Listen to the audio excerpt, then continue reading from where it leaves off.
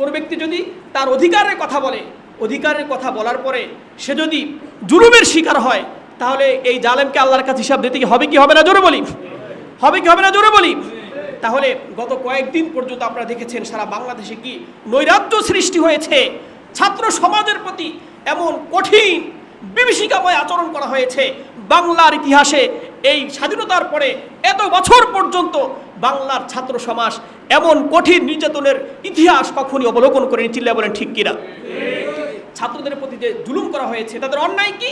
তারা তাদের অধিকারের কথা বলেছে, তারা তাদের অধিকারের কথা বলেছে।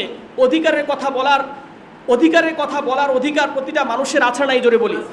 সে ছাত্র হোক, সে একজন কুলি হোক, মজদুর হোক, কর্মকার হোক, সে একজন রিক্সাওয়ালা হোক, সে একজন কৃষক হোক, বণিক হোক, যে মানুষই হোক না কেন, রাষ্ট্রের কাছে, রাষ্ট্রের কর্তৃপক্ষের কাছে, সমাজের রাষ্ট্রের একজন নাগরিক হিসাবে তাদের যে কোনো অধিকারের কথা পৌঁছানো, অধিকারের কথা বলার জন্য আন্দোলন করা, এটা দায়িত্ব বা এটার অধিকার প্রতিটা মানুষের আছে। তাহলে ছাত্র সমাজ তারা কি করেছে? তাদের অধিকারের কথা বলেছে।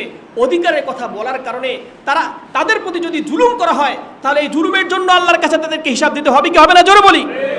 তাহলে যারা মনে করে যে আমার এখন পাওয়ার আছে, আমার এখন শক্তি আছে, আমার হাতে প্রশাসন আছে, আমাকে কে কি বলবে, না ভাই, আপনি এখানে বেঁচে যাবেন, কিন্তু কাল কিয়ামতের দিন আপনাকে অবশ্যই হিসাব দিতে হবে। এই জন্য আপনি এই বাণী শুনে নেন। আপনি পুলিশ হন, আপনি র্যাব হন, আপনি বিডিআর হন, আপনি বিজিবি হন, আপনি সেনাবাহিনী হন, আপনি যে কোনো পর্যায়ের প্রশাসনের ব্যক্তি হন না কেন, আপনাকে অবশ্যই হিসাব দিতে হবে। প্রত্যেক ব্যক্তির হিসাব দিতে হবে।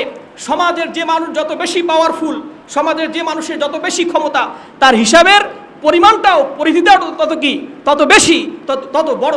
এজন্য যারা ছাত্রদের প্রতি জুলুম করেছেন, যে সকল ব্যক্তি ছাত্রদেরকে অকাতরে, ছাত্রদেরকে যারা বিভিন্নভাবে ছাত্রদের প্রতি যারা জুলুম করেছে, আঘাত করেছে, নির্মমভাবে ছাত্রদেরকে যারা শহীদ করেছে, প্রত্যেক ব্যক্তিকে অবশ্যই বিচারের আওতায় এনে বাংলার মানুষের সামনে তাদের কি করতে হবে? বিচার করতে হবে। সবাই এই বিচারের জন্য একমত কিনা জোরে বলি?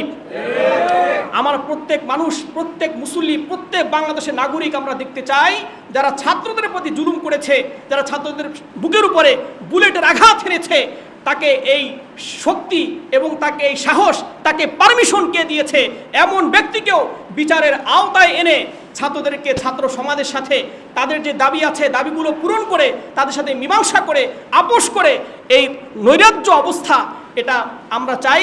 বাংলার প্রতিটা মানুষ চাই নৈরাজ্য অবস্থার নিরসন হোক এবং প্রতিজন মানুষ তারা নিরাপদে বসবাস করুক। আমরা সবাই চাই কি চাই না জোরে বলি?